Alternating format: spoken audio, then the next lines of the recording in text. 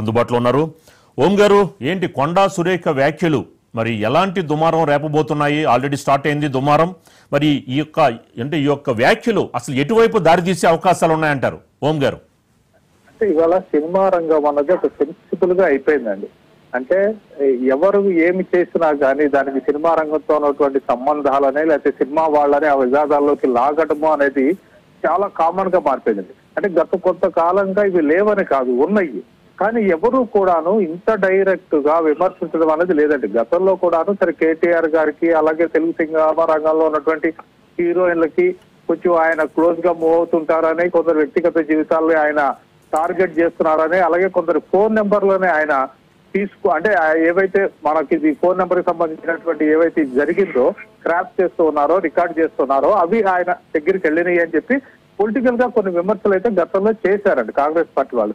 కానీ ఈ రోజున మంత్రిగా ఉన్నటువంటి కొండా సురేఖ లాంటి వాళ్ళు చేసినటువంటి వ్యాఖ్యలను మాత్రం చిత్రసీమ చాలా దిగ్భ్రాంతిని వ్యక్తం చేస్తుందండి. ఇమ్మీడియట్ గా ప్రకాష్ రాజు మీ నీచ రాజకీయాల కోసం సినిమా వాళ్ళని ఇలా లాగడం ఎంతవరకు కరెక్ట్ అనేటువంటి విమర్శ ఆయన ట్వీట్ చేశారు. ఇప్పుడే కొద్దిసేపటి క్రితం నాగార్జున కూడా అంటే మీరు అసలు మా ఫ్యామిలీ గురించి ఇలా ఎలా మాట్లాడతారు అంటే ఈ రోజు కొండా సురేఖ మాట్లాడిన మాటలు వింటారండి. ఆవిడేదో అసలు అక్కడ ఉన్నట్టుగాను అక్కడ జరిగిందంతా ఆవిడకి తెలిసినట్టుగాను కొన్ని ఆరోపణలు అంటే నాగార్జున గారి మీదే డైరెక్ట్ గా ఆరోపణలు చేసినారు. అంటే N1 కన్వెన్షన్ కూల్ చేస్తారని కేటీఆర్ అన్నట్టు సమాచారం ఆయన దగ్గరికి పంపకపోతే అందుకు ఆవిడ అంగీకరించకపోయినట్టుగాను, అందుకోసం అని చెప్పి ఆవిడ విడాకులు తీసుకోవాల్సిన పరిస్థితి వచ్చినట్టుగాను ఇలా మాట్లాడడం అనేది ఒక మహిళా మంత్రిగా మాట్లాడడం అనేది చాలా మందికి విస్మయాన్ని కలిగించింది. నాగార్జున ఇమ్మీడియట్గా ఇప్పుడు నిజానికి సమంత ఆయన ఇంటికి కోడలు కాదండి, ఆవిడ విడాకులు తీసుకుంది, ఆవిడ జీవితం ఆవిడ చూస్తుంది, నాగ చైతన్య తన జీవితం తను గడుపుతున్నాడు. ఇలాంటి నేపథ్యంలో కూడా నాగార్జున వెంటనే స్పందించడం అన్నది మాత్రము సరైన చర్యగా అందరూ భావిస్తున్నారు. ఖచ్చితంగానండి సినిమా రంగానికి చెందినటువంటి ప్రముఖులు కూడాను కొద్దిసేపటిలో ఈ విషయంలో స్పందించి ముఖ్యమంత్రి రేవంత్ రెడ్డికి కావచ్చు లేకపోతే కాంగ్రెస్ పార్టీ అధిష్టానానికి కావచ్చు ఏదో ఒక సందేశాన్ని అయితే ఖచ్చితంగా పంపుతారండి. ఎందుకంటే నిజాలు ఎప్పుడైనా ఆరోపణలు చేయడం సహజము, కానీ ఇంత పిన్ పాయింట్గా అంటే ఒక రకంగా రకుల్ ప్రీత్ సింగ్ సినిమా రంగాన్ని వీడి పెళ్లి చేసుకోవడానికి కేటీఆర్ఏ కారణమని, అలాగే సమంత విడిపోవడానికి కూడా కేటీఆర్ఏ కారణం అని చెప్పి ఆవిడ అంత డైరెక్ట్గా మాట్లాడిన తర్వాత ఎవరికి అసలు ఏమీ అర్థం కాని పరిస్థితిలో ఉంది సినిమా రంగం. అంటే ఏది వచ్చినా కానీ సినిమా రంగానికి లింక్ చేస్తూ సినిమా రంగంలో ఉన్నటువంటి హీరోయిన్లను కావచ్చు అందులోని వ్యక్తులను కానీ టార్గెట్ చేస్తూ పాలిటిక్స్ ఇంత దారుణంగా తయారైనవి ఏంటి అనేటువంటి బాధని మాత్రం సినిమా రంగానికి చెందినటువంటి చాలామంది వ్యక్తం చేస్తున్నారు. అట్ ది సేమ్ టైం అండి అంటే ఎలా అయితే బీఆర్ఎస్ పార్టీకి సంబంధించిన వాళ్ళు కేటీఆర్ చేసిన వ్యాఖ్యల్ని నిన్న మొన్న చేసిన వ్యాఖ్యల్ని వాళ్ళు కొంత సమర్థించారు. ఈరోజు కొండా సురేఖ చేస్తున్న వ్యాఖ్యలను కూడా కొందరు సపోర్ట్ చేసేవాళ్ళు కూడా ఉంటారు. అంటే ఆవిడ చేసిన మాటల్లో నిజమే ఉంది కదా కాబట్టి మీరు ఎందుకు భుజాలు తడుముకుంటున్నారు అనేవాళ్ళు ఉంటారు. అట్ ది సేమ్ టైం 2 రోజులు బట్టి కొండా సురేఖ అలాగే రఘునందన్ రావుకి సంబంధించి సోషల్ మీడియాలో జరుగుతున్నటువంటి విపరీతమైనటువంటి విష ప్రచారాన్ని ఎదుర్కోవడానికి ఇంతకంటే ఘాటుగా మనం స్పందించాల్సిందే, లేకపోతే ఈ విష ప్రచారము ఆగదు అనేటువంటి ఒక భావనతో కొండా సురేఖ ఉన్నారని అనుకోవాల్సి ఉంటుంది. ఎందుకంటే సీతక్క కూడా అంటే మహిళలు వాళ్ళ గురించి మాట్లాడే సీతక్క లాంటి వాళ్ళు కూడా ఈ రోజున బయటకు వచ్చి కేటీఆర్ని చాలా దారుణంగా విమర్శిస్తున్నారు. అంటే కేటీఆర్ అసలు ఏ రోజునా కూడా స్త్రీలను గౌరవించే వ్యక్తి కాదు, అంటే దొరతనము దొరబుద్ధులు ఆయన ఇప్పుడు ప్రదర్శిస్తూ ఉంటారు. ప్రతి పండగకి కూడా మహిళల్ని ఏదో రకంగా విమర్శించే పనిని ఆయన పెట్టుకున్నారు. మొన్న రాఖీ పండుగ రోజు అలాగే జరిగింది. ఈ రోజున మళ్ళీ దేవీ నవరాత్రులు ప్రారంభం కాబోతుండగా కూడా ఆయన అదే తరహాలో మాట్లాడారు అన్నారు.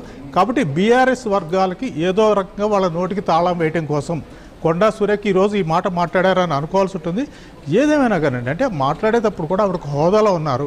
ఆవిడ కూడా సినిమా రంగంతో సంబంధం ఉన్న ఆవిడే, సినిమా రంగానికి ఆవిడేమీ అవేగా లేరు. ఎందుకంటే కొండా మురళి జీవిత చరిత్రని కొండా అనే పేరుతో ఆవిడ కూడా సినిమాగా తీశారు. కాబట్టి సినిమా రంగము అందులోని వ్యక్తులు అందులోని హీరోయిన్లు ఎలా ఉంటుంది ఇక్కడ పరిస్థితి అన్నది ఆవిడకి అంతా తెలిసి కూడా సినిమా రంగానికి అంటే పాలిటిక్స్తో సంబంధం ఉన్నటువంటి సినిమా రంగం వాళ్ళని కూడా ఈ వివాదంలోకి లాగటం అనేది ఎంతవరకు సమంజసము అన్నది ఎవరికి వాళ్ళు ఆలోచించాల్సి ఉంటుంది. సినిమా రంగంలో మాత్రం ఈ రోజున చాలామంది ఏమిటి ఈ రకంగా పాలిటిక్స్ దిగజారిపోయాయి అనేటువంటి బాధనైతే వ్యక్తం చేస్తున్నారు రాజు గారు. ఓం గారు, అంటే ఎలాంటి సమాచారం లేకుండానే కొండా సురేఖ అలాంటి వ్యాఖ్యలు చేశారు అని అనుకోవచ్చు అంటారా? అంటే ఆవిడ సమాచారం ఉంటే కదా ఆవిడ అలాంటి వ్యాఖ్యలు చేయడం వెనక ఆవిడ దగ్గర ఆల్రెడీ సమాచారం ఉంది అని అనుకోవచ్చా ఓం గారు? అంటే నిప్పులందే పొగరాదంటారండి. కాబట్టి ఏదో ఉంటుంది అక్కడ, ఉండదని కాదు. పూర్తిగా అందరూ సచ్చిలరని కానీ లేకపోతే ఏవి రకంగా లేకుండా పూర్తి స్థాయిలో వాళ్ళని విమర్శిస్తున్నారని కాదండి.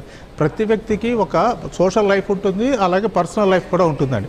కాబట్టి ఎంతవరకు మనం వాళ్ళ పర్సనల్ లైఫ్లోకి వెళ్ళాలి, ఎంతవరకు దాన్ని మనము ఎక్స్పోజ్ చేయాలన్నది కూడా ఉంటుందండి.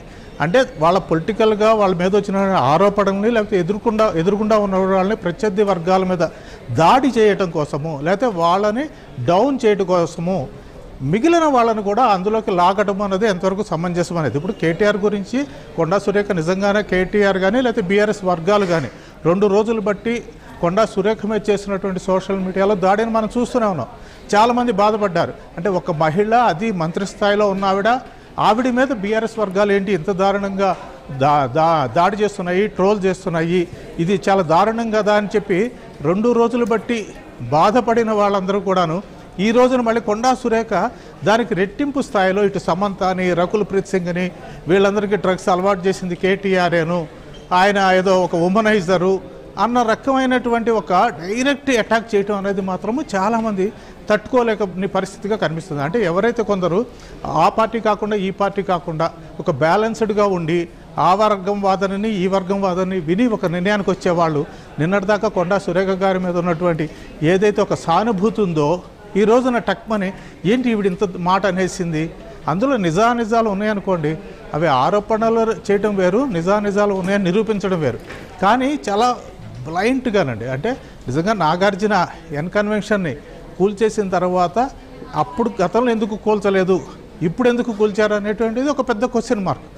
ఎందుకంటే బీఆర్ఎస్ వర్గాలు మనం చూస్తూ ఉంటాం, చాలాసార్లు చెప్పిన మాట ఏది వాళ్ళు నిలబెట్టుకోరు.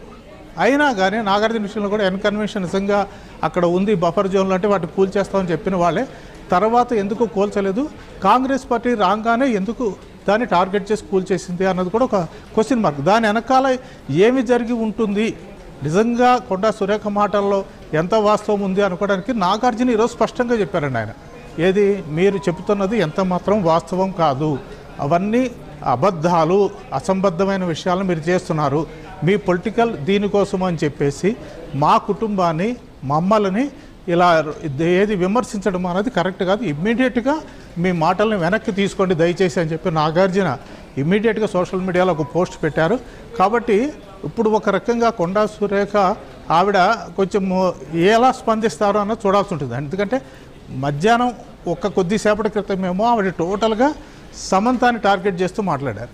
ఆ తర్వాత నాగార్జున కుటుంబం చేసినటువంటి పనుల కారణంగా సమంత ఆ కుటుంబం నుంచి బయటకు వచ్చేసింది, విడాకులు తీసుకోవాల్సి వచ్చింది అన్నట్టుగా మాట్లాడారు. కాబట్టి మరో 2-3 గంటల్లో ఇప్పుడు జరుగుతున్నటువంటి అంటే మీడియాలో వస్తున్న వార్తల వల్ల కావచ్చు, లేకపోతే సోషల్ మీడియాలో జరుగుతున్నటువంటి రచ్చ వల్ల కావచ్చు, కొండా సురేఖ ఏమైనా తన మాటలను కాస్త వెనక్కి తీసుకుని వివరణ ఇస్తారా, లేకపోతే ఇందాక మీరు అడిగినట్టుగా ఇవి లేకపోతే కనుక ఆధారాలు లేకుండా ఇలాంటి విమర్శలు చేయరు కదా అన్న దాని మీద ఆవిడ కూడా ఇంకేమైనా కొన్ని ఆధారాలు కానీ లేకపోతే అంతకుముందు జరిగిన సంఘటనలు కానీ వెలుగులోకి తీసుకొస్తారా అనేది చూడాల్సి ఉంటుంది. రాజు గారు, ఓం గారు, ఏదైతే కొండా సురేఖ వ్యాఖ్యలు కేటీఆర్ వాళ్ళకి డ్రగ్స్ కూడా అలవాటు చేశాడు, బ్లాక్మెయిల్ చేశాడు అని ఈ నేపథ్యంలో అంటే ఒక విధంగా లైంగిక వేధింపుల కేసు కానీ అలాగే డ్రగ్స్ అంటే గత సుమారు 10 సంవత్సరాల నుంచి వాళ్ళ ప్రభుత్వం ఉంది కాబట్టి మరి డ్రగ్స్ విషయంలో కూడా ఈయన పరోక్షంగా సహకరించాడు అన్న అంశాలు ఏమన్నా తెర మీదకి వస్తే ఇప్పుడున్న ప్రభుత్వం ఎలాంటి చర్యలు తీసుకోబోతుంది, దానికి ఎలాంటి స్టెప్స్ ఒక ప్రభుత్వం నుంచి ఏమైనా స్పందించే అవకాశాలు ఉంటాయంటారా? ఖచ్చితంగా ఉంటుందండి. ఎందుకంటే కొండా సురేఖ ఒక బాధ్యత కలిగినటువంటి పొజిషన్లో ఉన్నారు. ఆవిడ నోటమ్మట ఒక మాట వచ్చింది, లేకపోతే ఆవిడ ఒక తీవ్రమైన విమర్శ చేశారు అంటేనండి ఆవిడ అప్పటికప్పుడు స్పాంటేనియస్గా మాట్లాడడం అనేది కాదండి. దీని వెనకాల చాలా పథక రచన ఉండే ఉంటుంది. ఎందుకంటే రేవంత్ రెడ్డిని ఎప్పుడైతే అరెస్ట్ చేసి జైల్లో పెట్టారో అలా బీఆర్ఎస్లోని ప్రముఖ నాయకులను కూడా వాళ్ళు చేసిన తప్పిదాలని తెలుసుకుని లేకపోతే పాత తప్పిదాలని తవ్విదీసి ఏదో రకంగా అరెస్టు చేయాలని ఖచ్చితంగా ఈ గవర్నమెంట్ కూడా భావిస్తుంటుందండి. కాబట్టి దానికోసం అని చెప్పేసి ఒక పథక రచన జరుగుతూ ఉండొచ్చు. అందులో భాగంగానే కొండా సురేఖ గారు ఈరోజు ఇలా మాట్లాడి ఉండొచ్చు. అలాగే దాదాపు 10 ఏళ్ళ పాటు బీఆర్ఎస్ ప్రభుత్వం ఉన్నప్పుడు కూడా అండి చాలామంది ఆ రోజుల్లో అంటే మనం ఆధారాలు లేకుండా మాట్లాడడం కరెక్ట్ కాదు, కానీ ఈ పబ్స్ మీద వీటి మీద దాడి జరిగినప్పుడు ఏంటంటే అసలు తెలంగాణలో ఈ డ్రగ్స్ అన్నది కల్చర్ విపరీతంగా పెరిగిపోయింది. పబ్స్ అని కాదు, కాలేజీలు, స్కూల్స్ కూడా అది సాపు కింద నీరులాగా ఈ డ్రగ్స్ కల్చర్ అన్నది వెళ్ళిపోయింది. దాన్ని ఆపాలి అంటే అధికారంలో ఉన్నటువంటి ప్రముఖ వ్యక్తులు కూడా అందులో భాగస్వాములుగా ఉన్నారు. వాళ్ళని బెదిరించడం కోసమే సినిమా వాళ్ళని టార్గెట్ చేసి వాళ్ళందరినీ ప్రతిరోజు ఇక్కడ విచారణ కోసం అని చెప్పి అధికారుల దగ్గరికి పిలిపించడం వల్ల ఒక రకంగా అమ్మో ఈ గవర్నమెంట్ ఏదో డ్రగ్స్ మీద చాలా సీరియస్గా ఉంది అనేటువంటి ఒక భావన కలిగిస్తూ వాళ్ళని సేఫ్ చేసుకున్నారు. అలాగే at the same time cinema వాళ్ళనే వాళ్ళు వదిలిపెట్టలేదు అంటే మిగిలిన వాళ్ళ మీద కూడా అంటే అధికారుల పిల్లలు కావచ్చు, లేకపోతే సంపన్నుల పిల్లలు కావచ్చు, వీళ్ళందరూ ఉన్న క్రమంలో వాళ్ళని కూడా కొద్దిగా ఇండైరెక్ట్గా హెచ్చరిక లాంటిది ఆ రోజున చేశారు అంటారు. కాబట్టి పూర్తిగా అసలు ఏమీ లేకుండా ఇది జరుగుతోంది అనలేము. కొంత పరోక్షంగా కానీ ప్రత్యక్షంగా కానీ కొన్ని హస్తం ఉండొచ్చండి. కానీ అది ఏ మేరకు ఉంది దాన్ని మనం ఊహాగానాలు కల్పించి సమంత విషయంలో కావచ్చు, రకుల్ ప్రీత్ సింగ్ విషయంలో కావచ్చు, లేకపోతే వాళ్ళకి డ్రగ్స్ అలవాటు చేశారు అని చెప్పడం అన్నది మాత్రం అంత సమంజసమైనది కాదు. నిజంగా ఆధారాలు కనుక ఉంటే ఆ ప్రూఫ్స్ని కొండా సురేఖ గారు బయటన్న తర్వాత పెడతారేమో చూడాలి. ఏదేమైనా కానీ ఈ రోజున సినిమా రంగము రాజకీయాలు కలిసి నడుస్తున్నాయి, ఒకరికొకరు ఉపయోగించుకుంటున్నారు. అంటే సినిమా రంగానికి సంబంధించిన వాళ్ళు రాజకీయాల్లోకి వెళ్ళి ప్రజలు మెప్పు పొందుతున్నారు. అలాగే రాజకీయాల్లో ఉన్నవాళ్ళు సినిమా మీద మోజుతో లేకపోతే సినిమా నటుల మీద ఉన్న అభిమానంతో ఇటువైపు వస్తున్నారు, సినిమాలు నిర్మిస్తున్నారు, లేకపోతే నటిస్తున్నారు, సినిమా వాళ్ళ రాజకీయ ప్రయోజనాల కోసం ఉపయోగించుకుంటున్నారు. ఇలా కలిసి ప్రయోజనంతో చూసామండి. కానీ ఈ రోజున సినిమా వాళ్ళని రోడ్డు మీదకి ఈడ్చడం కోసము రాజకీయ రంగంలో ఉన్నటువంటి ప్రముఖులు ప్రయత్నించడం అనేది మాత్రం ఎవరు హర్షించేది కాదు. రాజు గారు, ఓం గారు, కొండా సురేఖ వ్యాఖ్యలు హీరోయిన్ల జీవితాలతో ఆడుకున్నారని, వాళ్ళ ఫోన్లు కూడా ట్యాప్ చేశారని అని చెప్పిన వ్యాఖ్యలు చేసిన నేపథ్యంలో ఇప్పుడు ఫోన్ ట్యాపింగ్ వ్యవహారం కూడా మళ్ళా ఇంకొకసారి అది ఇప్పటివరకు కూడా సైలెంట్గా ఉందని అనుకుంటున్నారు. కానీ ఎప్పుడైతే కొండా సురేఖ చేసిన వ్యాఖ్యల తర్వాత ఫోన్ ట్యాపింగ్ వ్యవహారం ఈ అంశంలో మళ్ళా తెర మీదకి వస్తే ఎలా ఉండబోతుందంటారు? దీనికి కేటీఆర్ గారు ఎలా రియాక్ట్ కాబోతున్నారు అనుకోవచ్చు అంటారు? అంటే ఖచ్చితంగా ప్రకంపనలు అయితే సృష్టిస్తారండి. ఎందుకంటే ఫోన్ ట్యాపింగ్ అన్నది పైకి కనిపించేది కాదండి. ఒక ఐస్బర్గ్ లాగా అది కేవలం కొందరిని టార్గెట్ చేసో, కొందరు రాజకీయ ప్రత్యర్థులను వాళ్ళని టార్గెట్ చేసి ట్యాప్ చేయటం కాదండి. చాలామంది సినిమా రంగం వాళ్ళని కూడా వాళ్లకు కావాల్సిన వాళ్ళ ఫోన్లు కూడా ట్యాపింగ్ చేశారు అంటే ఆ తర్వాత వాళ్ళని బ్లాక్మెయిల్ చేసి ఉంటారు కదా అనేటువంటిది అందరూ వ్యక్తం చేస్తుంది. ఈరోజు కొండా సురేఖ కూడా ఒక రకంగా ఆవిడ చెప్పడం ఏంటంటే ఫోన్ ట్యాపింగ్ వ్యవహారం వస్తున్నప్పటి నుంచి కూడా ఈ పేర్లు ఖచ్చితంగా వినిపిస్తున్నాయండి. ఇది రకుల్ ప్రీత్ సింగ్ కావచ్చు, సమంత కావచ్చు, అలాగే సినిమా రంగంలో కేటీఆర్ గారు కొంచెం సన్నిహితంగా ఉండే హీరోయిన్ల విషయంలో కావచ్చు, వాళ్ళ ఫోన్లు కూడా ఆ టైంలో ట్యాప్ చేశారు, దానిని అడ్డం పెట్టుకుని కొంత వాళ్ళని బ్లాక్మెయిల్ చేశారు అనేటువంటిది కొంతకాలంగా నడుస్తున్నదేనండి. కానీ ఈ రోజున కొండా సురేఖ లాంటి హోదాలో ఉన్నటువంటి మంత్రిగా ఉన్నటువంటి వ్యక్తి ఆ విషయాన్ని అంటే ఆ ట్యాపింగ్ చేసిన అధికారుల్లో లేకపోతే ఇంకెవరైనా చెప్తే అది వేరే, కానీ కొండా సురేఖ గారు లాంటి వాళ్ళు వ్యక్తిగత హననాన్ని అంటే కేటీఆర్ని విమర్శించడం ఆవిడ వేరే, అది పాలిటిక్స్ అనుకోవచ్చండి. కానీ అందులో సినిమా హీరోయిన్ల పేర్లు తీసుకురావడం అన్నది కొంత బాధ కలిగించే విషయము. కానీ ప్రభుత్వం మాత్రము అండి గత ప్రభుత్వం చేసినటువంటి అందులో ఉన్నటువంటి టాప్ పొజిషన్లో చేసిన తప్పుల్ని ఖచ్చితంగా ఎండకట్టడానికి, వాళ్ళని కోర్టు ముందు నిలబెట్టడానికి, ఏమైనా బలమైన ఆధారాలు దొరికితే అరెస్ట్ చేసి జైల్లో పెట్టడానికి మాత్రం ఖచ్చితంగా వెనకాడకుండా ఉంటుంది. ఎందుకంటే మేము సహజంగా అధికారంలోకి వచ్చేవాళ్ళు ఏమంటారంటే మేము అంత అసలు ఎప్పుడు కక్షపూరిత రాజకీయాలు చెయ్యము అని చెప్పి పైకి చెప్తుంటారు. కానీ వాళ్ళకి గతంలో జరిగినటువంటి అన్యాయానికి కానీ వాళ్ళకి ఆ గత ప్రభుత్వాలు వాళ్ళ మీద ఎలాంటి దారుణమైన చర్యలు తీసుకున్నాయో వాటికి ప్రతీకారం తీర్చుకోవాలని పొలిటికల్ పార్టీలు సహజంగా భావించింది, సహజ గుణం కూడానండి పొలిటికల్ పార్టీలది.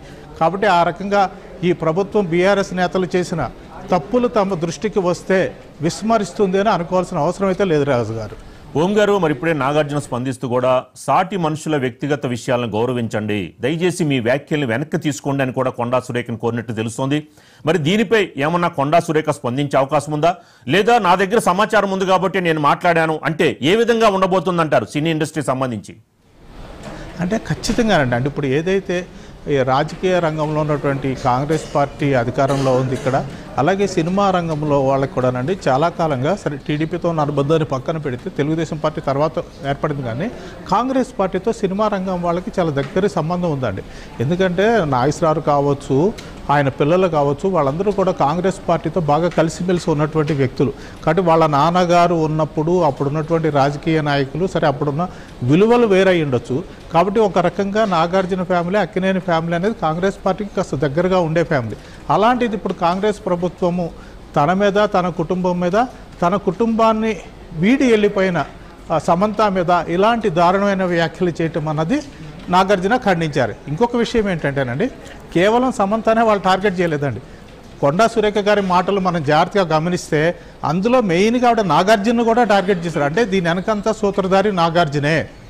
ఆయన కేటీఆర్ దగ్గరికి వెళ్ళమన్నారు, ఆవిడ అంగీకరించలేదు, అందుకని ఆవిడ విడాకులు తీసుకోవాల్సి వచ్చింది అంటూ ఒక పక్క సమంతకి సాఫ్ట్ కార్నర్గా ఆవిడకి మార్చారు. నాగార్జుననే ఇక్కడ ఓవరాల్గా ఒక రకంగా విలన్ని చేస్తూ ఆవిడ మాట్లాడారు. కాబట్టి ఇమ్మీడియట్గా నాగార్జున స్పందించారండి. అలాగే ఈ విషయంలో నేను అనుకోవటము మరి కాసేపట్లో సమంత కూడా ఖచ్చితంగా ఈ విషయంలో స్పందిస్తారు. ఎందుకంటే ఆవిడ సోషల్ మీడియాలో చాలా యాక్టివ్ ఉంటారు. ఇప్పుడు ఇది జరిగిన తర్వాత సమంత కూడా ఖచ్చితంగా స్పందిస్తారు. వీలైతే నాగ చైతన్య కూడా మాట్లాడతారు. సినిమా రంగానికి చెందినటువంటి వాళ్ళు కూడా, అంటే వాళ్ళంతా టోటల్గా బయటపడకపోవచ్చు కానీ దయచేసి మమ్మల్ని ఇందులో లాగకండి అని కోరే ఆస్కారం అయితే ఉంటుందండి. ఎందుకంటే ప్రకాష్ రాజ్ లాంటి వాళ్ళు కాస్త ధైర్యవంతులు, మొండి వాళ్ళు, ఏదైనా కానీ వాళ్ళ మనసులో ఉన్నది చెప్పేస్తారు. కాబట్టి ఆయన ఇమ్మీడియట్గా ట్వీట్ చేశారు, ఏంటి ఈ సిగ్గుమాలిన రాజకీయాలు, మీ రాజకీయ ప్రయోజనాల కోసం మా సినిమా వాళ్ళని ఇలా తక్కువ చేసి చూస్తారా, తక్కువ చేసి మాట్లాడతారు, ఇది ఎంతవరకు సమంజసం అని ప్రకాష్ రాజ్ అయితే అన్నారు. కానీ డైరెక్ట్గా సోషల్ మీడియాలో పోస్ట్ చేస్తారా, లేకపోతే ప్రభుత్వం వాళ్ళకే అన్న చెప్తారా, లేకపోతే కొండా సురేఖ గారికే ఇది కరెక్ట్ కాదమ్మా, మీ పద్ధతి మార్చుకోండి, సినిమా వాళ్ళని ఇలా టార్గెట్ చేయడం అన్నది, అంటే మీ రాజకీయ ప్రత్యర్థులను ఎదుర్కోవడం కోసం మా సినిమా వాళ్ళని లాగటం కరెక్ట్ కాదు అని కొండా సురేఖకే చెప్తారా అన్నది చూడాల్సి ఉంటుంది రాజు గారు. ఓం గారు, సినిమా ఇండస్ట్రీకి సంబంధించి మొన్న ఈ మధ్య సినిమా ఇండస్ట్రీలో ఉన్న వాళ్ళకి ఇల్లు అద్దెకి ఎవరు, పెళ్ళిళ్ళు అవ్వవు అని చెప్తున్న నేపథ్యంలో, అంటే సినిమా ఇండస్ట్రీకి సంబంధించి విలువలు చాలా చోట్ల చాలా మందిలో ఒక విధమైన ఒక ఇంప్రెషన్ ఉంది సినిమా ఇండస్ట్రీ అంటే అని. కానీ ఈ మధ్య చూసుకుంటున్నాం, రాజ్ తరుణ్, లావణ్య కానీ, జానీ మాస్టర్ తన అసిస్టెంట్ కానీ, హర్ష సాయి అంశంలో కానీ, ఇలాంటి సందర్భంలో ఇలాంటి ఒక సినిమా ఇండస్ట్రీస్ మీదే ఇలాంటి నిందలు ఇలాంటి రావడంతో మరి సినిమా ఇండస్ట్రీ సంబంధించిన పెద్దలు లేదు మేము చాలా విలువలతో గల ఇండస్ట్రీ మాది అని ఏమన్నా రియాక్ట్ అయ్యే అవకాశం ఉంటుందంటారా? రాజుగారు, ఇవాళ కేవలం సినిమా రంగం అనే కాదండి, అన్ని రంగాలలోనూ విలువలు పతనం అయిపోయినాయండి. అయితే ఏంటంటే జనము సినిమా రంగాన్ని ఎక్కువ ఫోకస్డ్గా చూస్తుంటారు, సినిమా రంగం మీద ఫోకస్ పెడతారు. అందువల్ల ఇక్కడ జరిగే పెళ్ళిళ్ళు కావచ్చు, ఇక్కడ ప్రేరేపితమయ్యే ప్రేమలు కావచ్చు, అలాగే ఇక్కడ జరిగేటువంటి అంటే అక్రమ సంబంధాలు అన్న మాట అనలేము కానీ అన్ఫెయిర్ ఈ రిలేషన్స్ కావచ్చు, వీటి మీద ఎక్కువ మంది దృష్టి పెడుతుంటారు. వాటిని చిలువలు పలుగులుగా కథలుగా అల్లి ప్రచారం చేస్తుంటారు. కాబట్టి సినిమా రంగం మీద అక్కడేదో ఆ రంగం చెడిపోయినట్టుగాను, అందులోని వ్యక్తులందరూ కూడాను అంత మంచివాళ్ళు కాదన్నట్టుగాను, సస్యలు కాదన్నట్టుగాను ఇలాంటి ఒక ప్రచారము, ఒక భావన అయితే సమాజం మీద ఉందండి. కానీ టు బీ ఫ్రాంక్ మనం చూస్తేనంటే గత కొన్ని సంవత్సరాలుగా చూస్తే అన్ని రంగాల్లోనూ ఇలాంటి వ్యక్తులు కానీ ఇలాంటి పనులు కానీ ఇలాంటివి జరుగుతూనే ఉన్నాయి. కాబట్టి సినిమా రంగం వాళ్ళు ఇవాళ ఏదో మేము అలాంటి వాళ్ళం కాదు అని నిరూపించుకోవాల్సిన అవసరం అయితే లేదు. కానీ దాన్ని ఎవరు చెప్పలేరు కూడానండి అది. ఓకే, రైట్, థ్యాంక్ యూ ఓం గారు. నాగ చైతన్య డైవర్స్ 100% కేటీఆర్ చేయబట్టే అయింది. ఎందుకంటే కన్వెన్షన్ హాల్ని కూలగొట్టొద్దు అని అంటే సమంతను నా దగ్గరికి పంపాలి అని చెప్పి ఆయన డిమాండ్ చేశాడు. సమంత గారిని వెళ్ళమని చెప్పి నాగార్జున వాళ్ళు ఫోర్స్ చేశారు. సమంత నేను వెళ్ళను అనింది. వెళ్ళను అంటే వాళ్ళు చెప్తే వింటే విను, లేకపోతే వెళ్ళిపోండి, డైవర్స్ ఇచ్చారు. అది ఓపెన్ సీక్రెట్, అది అందరికీ కూడా ఇంటర్నల్ గా మీడియా వాళ్ళకి ఎవరికి ఇండస్ట్రీ వాళ్ళందరికీ కూడా తెలుసు. ఈరోజు సమంత జీవితం అన్యాయం కావడానికి 100% కేటీఆరే కారణం. ఆ రోజు ఆయన అధికారం ఉండి ఈ విధంగా వాళ్ళ ఫోన్లు ట్యాప్ చేసి వాళ్ళు ఎవరితోటన్నా సీక్రెట్ గా మాట్లాడుకున్న వాటిని రికార్డ్స్ తీసుకొని ఆ రికార్డ్స్ వాళ్ళకి వినిపించి బెదిరించి, ఇగో ఈ రికార్డు మీద ఉంది నా దగ్గర, మీరు కానీ రాకపోతే ఈ రికార్డు నేను బయట పెడతా అనే పద్ధతిలో చాలా మంది హీరోయిన్లను లొంగపరుచుకున్నాడు. వాళ్ళందరినీ డ్రగ్స్ కి అలవాటు చేశాడు. ఈయన కూడా డ్రగ్స్ వాడాడు. దానితోటే